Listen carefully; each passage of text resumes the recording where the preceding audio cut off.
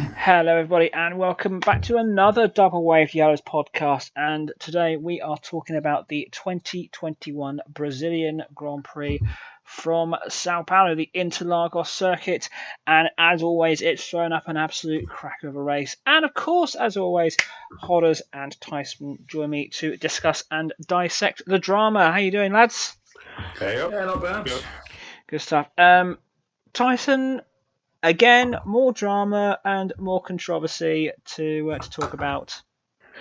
Yep, and it looks like it's going to be like this all the way to the end of the season from here, so something to look forward to. Absolutely, but equally, Hodders, we've seen some absolutely spectacular overtaking at the Autodromo Jose Carlos Pache circuit, and most of it from one driver, which we're talking about in a bit. We will indeed, but let's not give it too much away. Absolutely, let's not. Right then, so the main headlines for the Brazilian Grand Prix. Hamilton wins from 10th after a late pass on Max Verstappen. Bottas finishing third after starting from pole position. Very, very contentious incident on lap 48 when Hamilton was pushed wide by Max in turn 4. However, Hamilton later getting past into the same turn. Hamilton having a dramatic weekend after being disqualified in qualifying, having to start the sprint event at the back of the grid, have managed to come all the way through to finish in 5th place. So, as always, we turn to the driver focus. As you heard last week, if you were listening, we actually picked our 3 drivers live on air. So, some interesting choices we had come up. And my first choice that came out of the bag was the Mexican Sergio Perez, starting in P4. Had a relatively solid race. Was able to keep in touch with Max for most of the first stint of the race, but dropped back. Later pitted for softs and eventually gained the extra point for the fastest lap. Tyson, a fairly solid race from Sergio, did all he really could do, and obviously gaining that one extra important point in the championship for the fastest lap. Yeah, solid weekend, and with how close the championship is at the top now, those fastest lap points, every last point's going to count in the fight between Lewis and Max. Mm-hmm. And Hoz, we've talked about primarily the fight between Max and Lewis. It's also important that battle between Bottas and Perez as well. Absolutely, when both of those are still going for the coveted 3rd place in the Drivers' Championship as well. Every point in race still counts. Yeah, absolutely, it does. Right then, so Hodders, we'll move on to your first choice, and you got the Spaniard at Ferrari car 55. It was Carlos Sainz. He did. Number 5 was a bit of a prominent thing, to be fair. He qualified 5th for the sprint, and just behind Gasly, he parlayed that 5th into a 3rd place sprint finish, getting a point for his troubles as well. He had a relatively uneventful, quiet race towards the middle of the pack and finished 6th overall. But hey, a sprint point is a sprint point. Mm-hmm. As tight as the battle is between Ferrari and McLaren for that coveted 3rd place in the Constructors' Championship, every point is going to count. Tyson, I think probably one of the outstanding performances in the sprint was from Carlos. I don't think we expected him to be on the podium, so to speak. Yeah, Sainz just had a really good weekend all round, and as you say, in the fight between Ferrari and McLaren, they need those points now. Ferrari have just got everything together coming into the late stages of the season. Yep, absolutely. It's what he's going to need to see. And someone who did not have a very good weekend was one of our favourite drivers here at Double Wave Yellows, Yuki Tsunoda. Tyson, tell us what happened. Yeah, just not really a good weekend for Tsunoda. He couldn't make use of the new soft compounds and fell 3 places in the sprint, and then I think they just got the strategy wrong. They started him on softs for the race, everybody else was on mediums, and then, that move on Stroll, I don't know what he was thinking. It looked like one of my online overtakes, to be honest. And we've seen those. Yeah. Yeah, makes the outtakes video make even Dennis Norden laugh, but there we go. Yeah, an awful move by Tsunoda, and probably one of his worst mistakes in his rookie season. It did obviously trigger the safety car early on. Hodders, it's been a frustrating season for Tsunoda. I think by his own admission, he's had some terrific performances, got point scoring finishes, but equally, when he has races like this, it's very difficult to get away with the excuse "it's my first year" sort of thing. Agreed. When you consider that the other rookies have had their qualms and their difficulties as well, but for various reasons. Again, Tsunoda is not in another team's Haas, I should say. He's not in a 2-year-old car. He is capable. He just needs to stop making these silly mistakes, and you can't put it down to rookie error when you've got 19 races under your belt by now, including a few that didn't quite start. But nevertheless, he needs to start buckling down because those mistakes will not be as tolerated in his second season at AlphaTauri. Yeah, indeed, and as you say, at AlphaTauri, if he doesn't pick it up for the second season, there are plenty of talents coming through in Formula 2 and other series, which we will no doubt be hearing about in a few weeks' time. So my second choice was the flying and soon to be retired Finn of Kimi Räikkönen, and really an absolutely awful weekend. He qualified in 13th. And just an absolutely awful race. Ended up starting the race in 20th after he was disqualified from qualifying. Disqualified from the sprint, I believe. Had to change his rear wing, and did moderately well to finish off in 12th. Tyson, I think it's fair to say at this point, Kimi's just counting down the races, counting down the days until he can go and relax on a beach somewhere with an ice cream. Yeah, and it is a shame because we know he can do so much better on the track, but there's a few races left. Hopefully, we'll see the flying Finn evolved. Yeah, fingers crossed. Hodders, we've just given Tsunoda a bit of a ticking off, but his teammate on the other hand had another superb weekend. Yeah, we had him as a unanimous winner in the last podcast. Listen back for our reasons for that one. But he had another brilliantly solid, consistent weekend. He qualified P4 for the sprint. He was around 500s quicker than Carlos Sainz, who was fifth. He had a very strong, decent sprint as well. He did slip back a little to 8th, but due to various reasons, he was 7th on the grid. And he finished as he began in 7th place. He can do better, admittedly, but in the whole scheme of things, he can't really complain. No, I don't think you can complain. Yeah, when you think he's got the 2 Mercs and the 2 Red Bulls in front, so to effectively finish as third of sort of the best of the rest between behind the 2 Ferraris, that's not bad going at all. Tyson, another good solid performance from Gasly, and hopefully he's going to be at AlphaTauri for a good few seasons to come, and hopefully your lad Tsunoda will benefit a bit more from his experience. Yeah, hopefully. Gasly did have a bit of a difficult middle to the season, but he has put it together lately, and most importantly, he finished ahead of both Alpines, which is very close to 5th place right now in the constructors. Yeah, that's actually a good point. We will touch upon that when we look at the championship standings with just 3 races to go. Tyson, your second choice of the weekend was Nicholas Latifi, and he had an all right weekend. Yeah, Latifi actually had a pretty good weekend. It's worth mentioning he outpaced his teammate George Russell for the first time in a qualifying session, so that's definitely nothing to sniff at. Stayed ahead of him in the sprint race as well. And yeah, he just did what he could in the race. He hit it just after the first virtual safety car, got out of the way past Verstappen when he came barreling through, and yeah, just got on with the race. Yeah, I don't know if we can say that Latifi's outpaced Mr. Saturday given the qualifying was on a Friday, but I think that's been a bit pedantic there.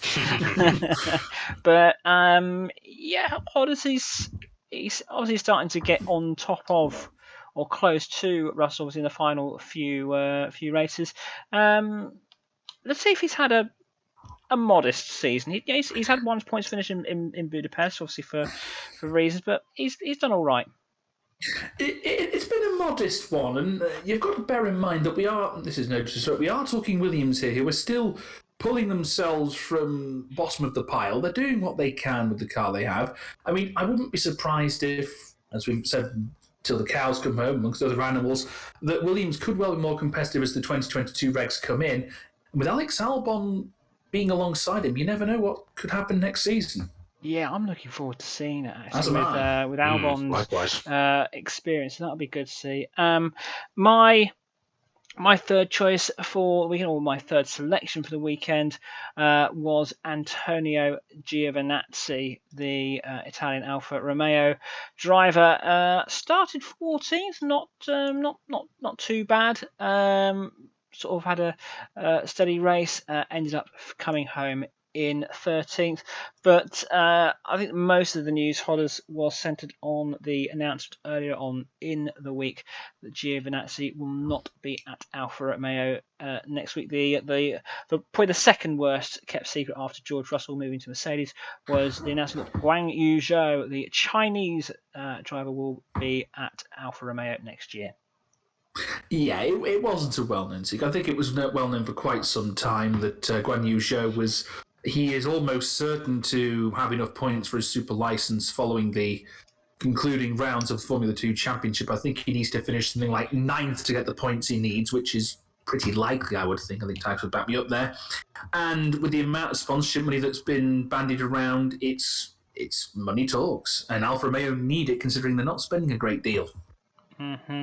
But Tyson, it's a shame because Giovinazzi this season has worked really, really hard. He has admitted himself, he's done his absolute best this season. But the Italian will be in Formula E next season. Yeah, and that's good to see because I follow Formula E as well. So it'll be good to see what he can do on the grid there with the Dragon Penske Autosport team.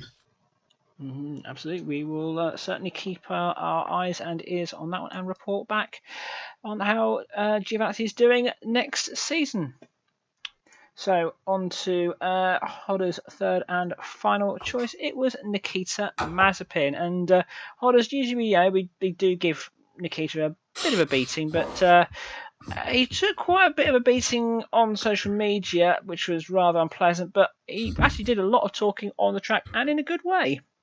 Yeah, he absolutely did. I mean, he did qualify back at the grid for the sprint. Initially, I should point out, owing to Lewis Hamilton's qualification, he really was on a really, really good shout towards the end of Q1, but he made a mistake towards the final third of the lap he was doing, which he was rather beat up. I mean, we've all seen he was definitely tearing up in the interviews afterwards. He was really beat. It was also due to a lot of Haas crew members leaving for various reasons as well.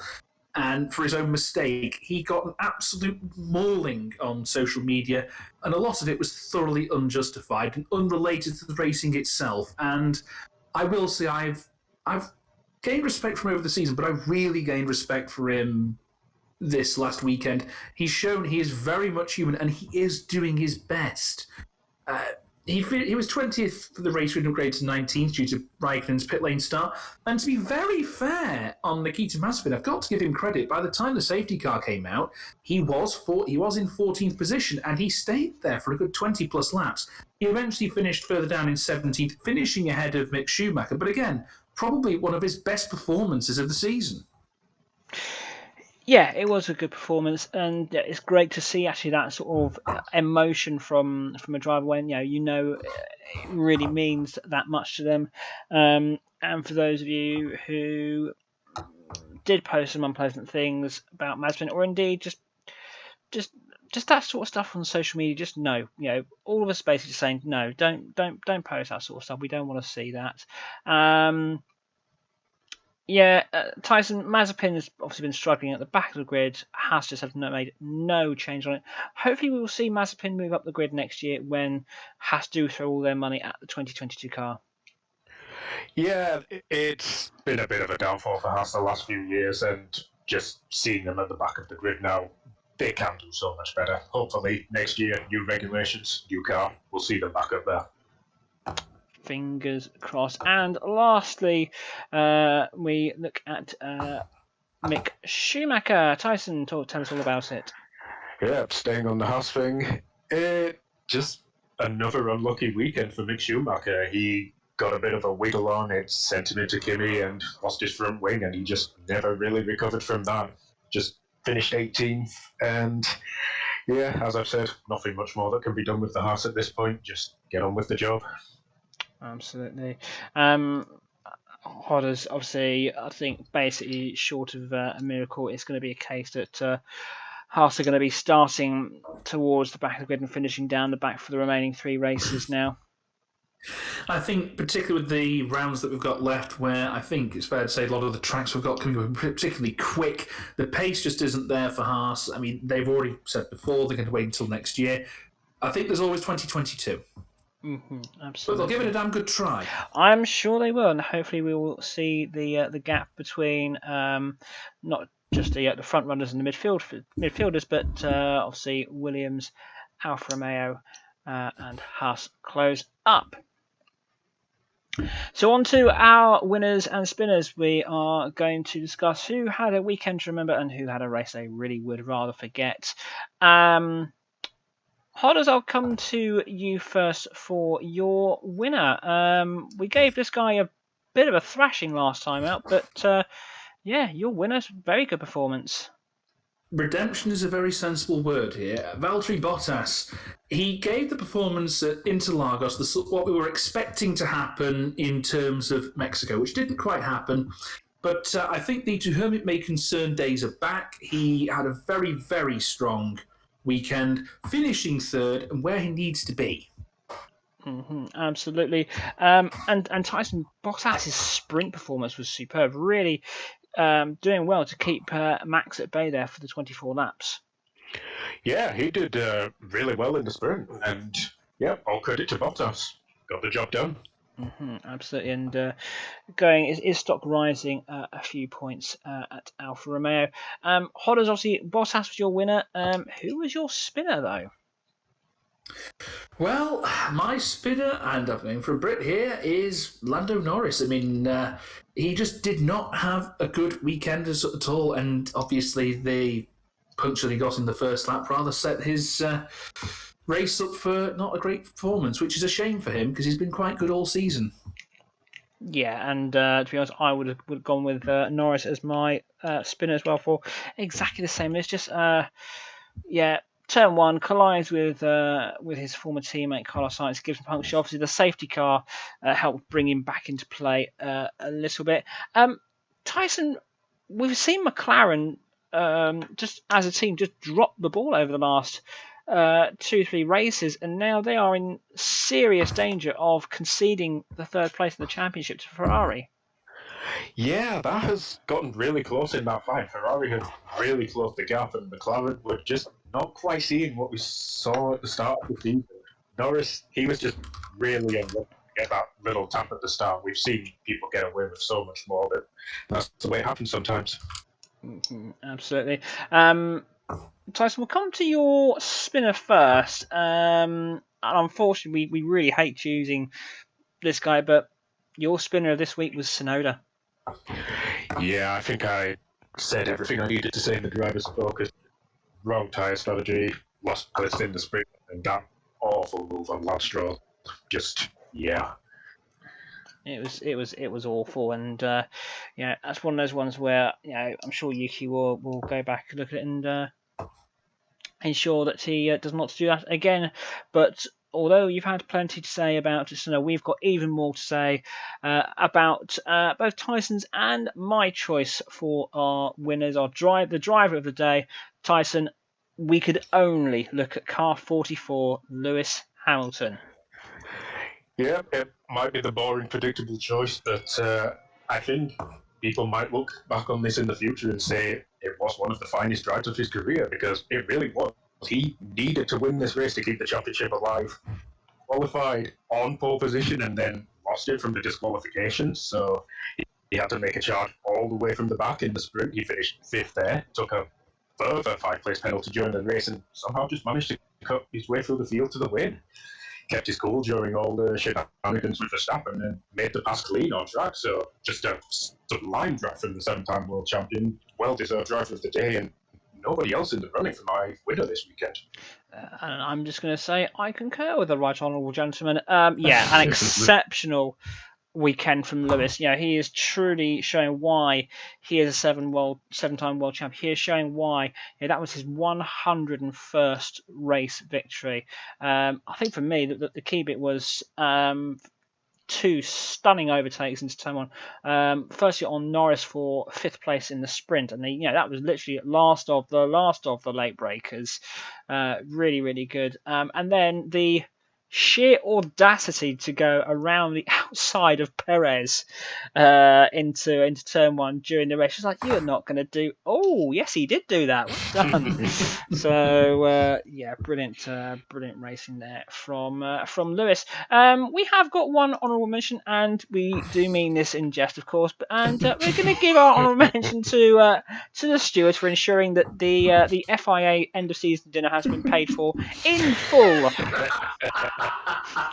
Firstly, we're only kidding, Michael. Yeah, well, it's not just Michael Massey. It's obviously the race stewards. Firstly, by fining Max Verstappen €50,000 for his inspection of the Mercedes rear wing, and then fining Lewis €5,000 for removing his seatbelt during the slowdown. That all fair penalties, but the stewards had a lot to think about during the race, which we will come on to in our next section, which is talking points. And of course, we will always start with the championship battle, Max versus Lewis, round 19. And the drama starts even before the lights go out in qualifying, when at the end of qualifying, Max had a little look at his own car, had a little touch here and there, and then did the same thing to Lewis's rear wing, which was really rather odd. And Hodders, had the stewards taken an even dimmer view of Max's antics, he could have actually let Lewis off the hook in terms of a technical infringement penalty. He very much could, although 2 wrongs don't make a right, of course. Yeah, absolutely. So, Max obviously got his €50,000 fine for doing that. And to be fair to the stewards, they did say in their notes that basically there was no precedence for that, and that basically they've now said if that sort of thing happens in the future, there will be potential grid and or time penalties, because effectively, once the cars are in park firmly at the end of the qualifying, it's effectively like a forensic crime scene. Absolutely nobody touches that car unless they have permission to do so from the officials. So, fast forward to lap 48. Lewis slipstreams Max with the DRS down the back straight towards turn 4. Lewis, it looks like he's got it just around the outside, but Max all of a sudden runs wide, pushing both himself and Lewis into the runoff zone, running wide, and Max keeping the place. Tyson, this has been very dominant of the headlines the last week or so. What was your view on it? Yeah, it's become quite a controversial talking point, especially with the whole mantra of let them race. I thought watching it, it was very clear at the time that was going to be a penalty, because Verstappen, he had no intention of making that corner. He just went in full speed, pushed Lewis wide, and I was so surprised that the stewards didn't even feel it was worthy of an investigation. But the more I thought about it across the week, I'm thinking, are the stewards afraid now to start getting involved and potentially do something that could influence the championship? I do think Lewis saved them quite a headache by making the pass later on, because that could have been a contentious issue. That is a really good point, actually, Tyson, in terms of, had Lewis not been able to get past Max, would the stewards have basically been under more pressure than they were today in terms of the stewards, the right to review, which we'll talk about shortly. Hodders, we've obviously mentioned also in sort of off-air discussions. Would Max have tried that manoeuvre if instead of a nice sort of concrete runoff, you basically had the old gravel traps there at turn 4? And I think he wouldn't have done it. Yeah, I think there's a sense of complacency there. I thought it was racing instant at the time, but I agree with my learned colleague when Tyson, when it comes to such things. Hey, sometimes hindsight is a wonderful thing. But on reflection, I'm in agreement. I'm surprised there wasn't a penalty at the time, considering that similar instance, with other drivers at other tracks have accrued a penalty, and that one didn't. Although I think there'll be a lot more scrutiny moving forward. Yeah, I think those are all very good points. I think when I first saw it, I thought it's borderline in terms of what is acceptable. But if this, considering how much information the stewards usually have at their disposal, I thought, yeah, okay, fair enough. Until we found out on, I think it was Monday night, when basically they didn't have access to Max's onboard camera and the 360-degree camera, which I thought, okay. So they released that on Tuesday or Wednesday, and I thought the onboard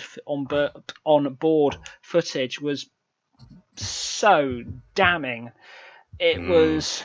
I mean, only Max will know whether he did it deliberately or not, and we're never going to know. But for me, they used to have the old phrase of causing an avoidable collision. And I think, for me, Max could have well and truly avoided that. And I think, had we had a gravel trap at turn 4, if Max had tried that, at the very least, one of them is not getting out that gravel trap. And I suspect that would have been Lewis, because he went into that section side on. You're then talking about penalties. You then obviously got a safety car, because you'd had a car beach at turn 4. So it turns the race on its head. Mercedes, having received having seen the footage, they requested a right of review, which is permitted under the International Sporting Code. It basically means they sort of presented their case saying that the stewards need to re-look at this. There are certain criteria, and the decision was made earlier today on Friday afternoon that although, yes, it was new evidence because the stewards didn't have this at their disposal, they did not feel that it changed the outcome in any real significant way. So their right of review was denied, and that is that.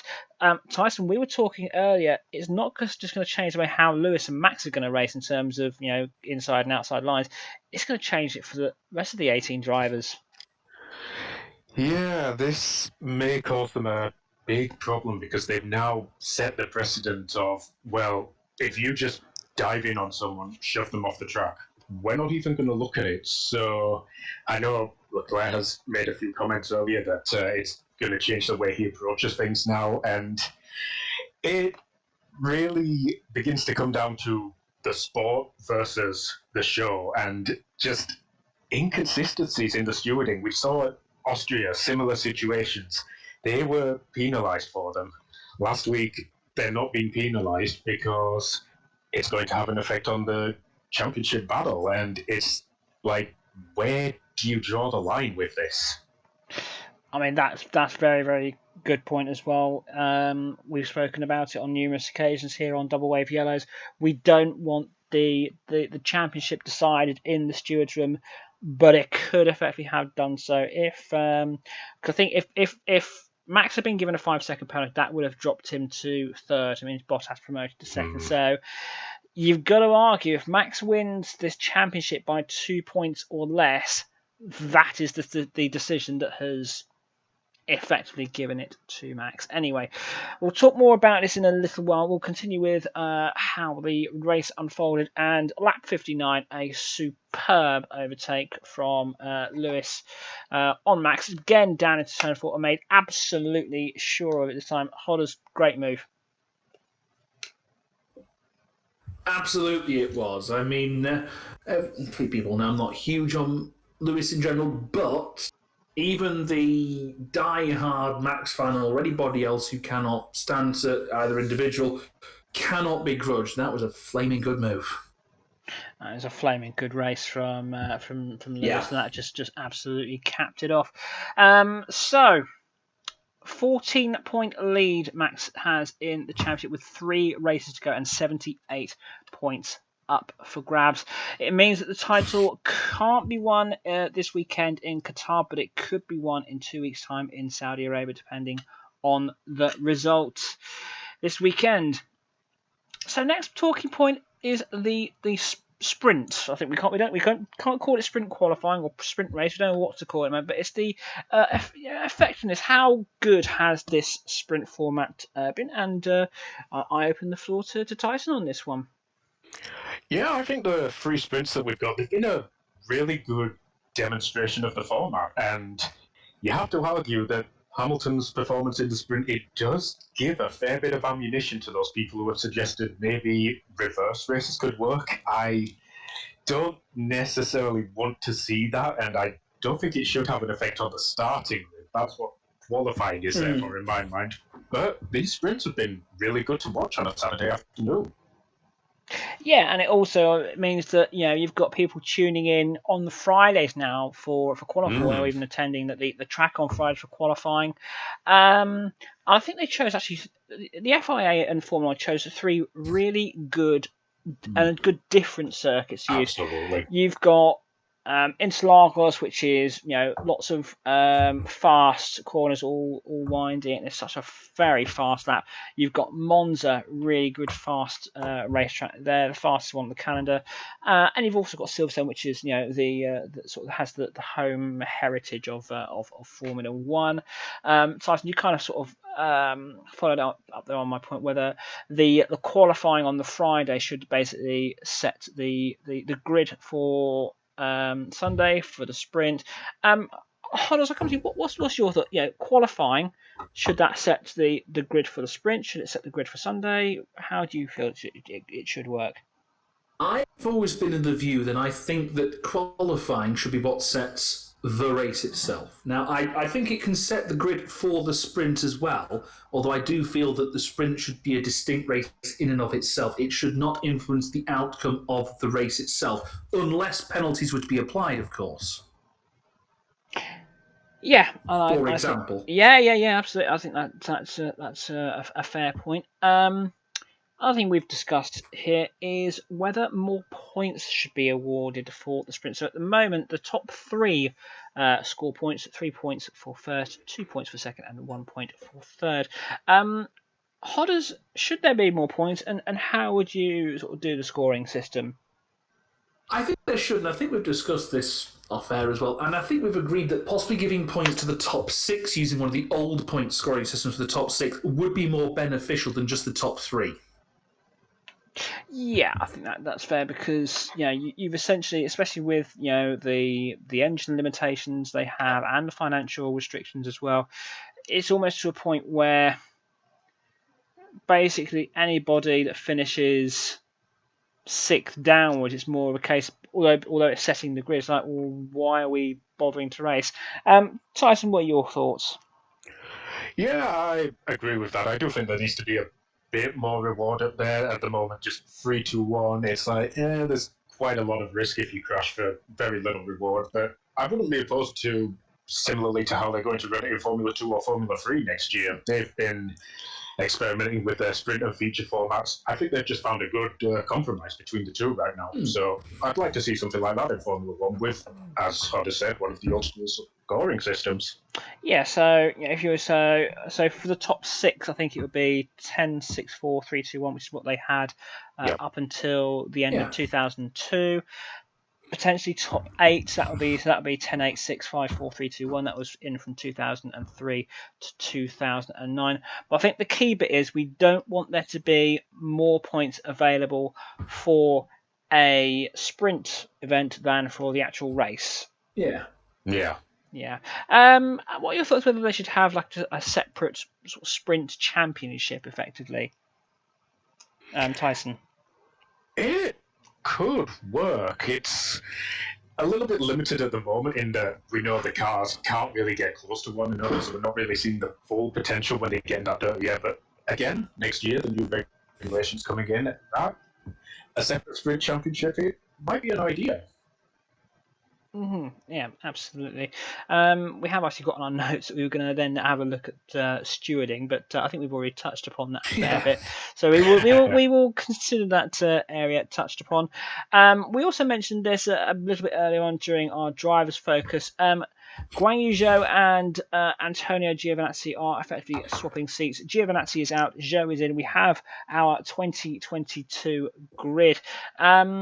Hodders, we knew this was going to be coming, I guess. I think it was always a bit of an inevitability when it's been. Let's be honest, it has been mentioned for a long time and speculated that if there was anyone who was going to graduate from Formula 2 to Formula 1, it was going to be Guan Yu Zhou, considering, again, the sponsorship money, the potential of having a Chinese driver in Formula 1. I think we can all three of us agree is vast. And add on top of that, from his recent performances in the last few years, I'm not saying he would, but he could very easily get the points he needs without doing a huge amount of effort in the remaining two F2 rounds. He needs to finish essentially in the top 9 in the championship. We know for a fact at the moment he is currently second, but not by a great deal.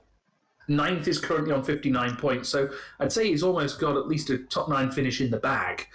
And again, the potential is huge. Absolutely. Tyson, Guan Yu Zhou, he's going to have a good teammate to learn off next year in Valtteri Bottas. What would you say would be a reasonable expectation for Zhou? Would it be a couple of points finishes here or there, consistently top 10? What would you reckon? I think it's very hard to say at the moment because we don't know exactly where the cars are going to shake out. But yeah, I think this was just inevitable once the Chinese Grand Prix was renewed that we were going to get this news. But Guan Yu Zhou, he is a really good driver. He makes some good moves on track. He's exciting to watch, and despite coming in with a lot of money and sponsorship, he does have the credentials to do really well. And having Bottas as a teammate who's just going to be coming from the top team, it should be a good benefit to him as well. And hopefully he gets to put on some good performances. We will wait and see. So to round off the talking points, we'll of course have a look at the championship, and with 3 races to go, Verstappen leads by 14 points, 332.5 points from Lewis Hamilton's 318.5 points. Valtteri Bottas fairly secure now in third on 203. Sergio Perez 25 points behind on 178. Lando Norris P5 on 151. Leclerc 148. Sainz 139.5. Ricciardo on 105. Gasly on 92. And Alonso on 62. In the Constructors' Championship, Mercedes pull further ahead of Red Bull. They increase their gap to 11 points. Mercedes on 521.5 points. Red Bull on 510.5. Again, Ferrari increasing their lead over McLaren. Ferrari on 287.5 points. McLaren on 256. We have still the tie for 5th and 6th in the Constructors' Championship between Alpine and AlphaTauri on 112 points each. Alpine are ahead courtesy of that win from I think it was Ocon earlier this season. Yes, it was Ocon in Budapest. Aston Martin on 68, so relatively nice total there. Williams on 23, Alfa Romeo on 11, and Haas, of course, at the bottom.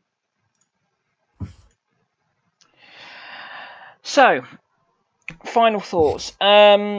Brazil Grand Prix provided a lot of talking points, a fair amount of controversy, but again, the title race rumbles on to Qatar this weekend.